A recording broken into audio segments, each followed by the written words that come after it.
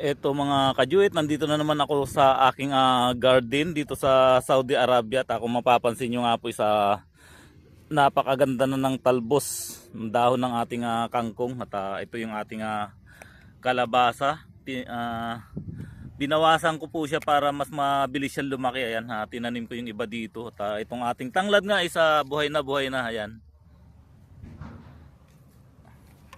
Kahit na malayo at kinatyaga ko siyang dalhan ng tubig dito para madiligan mga kajuit.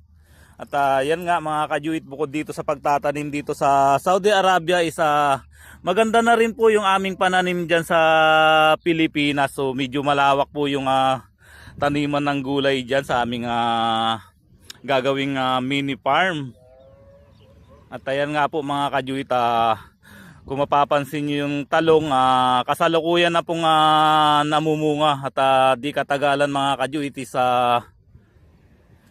pwede na po tayong mag-harvest. At kung marami po yung kanyang ibubunga, pwede nating ima-market. So yan, may mga tanim na sitaw dyan.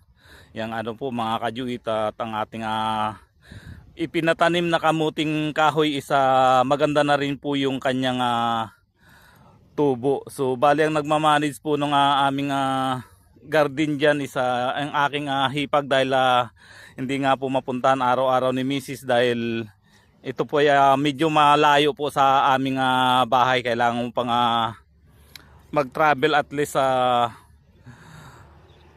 45 to 1 hour travel bago makarating dyan sa farm. So soon po, yan po yung ating aasikasuhin kapag ako ay nag-for good na dyan sa Pilipinas.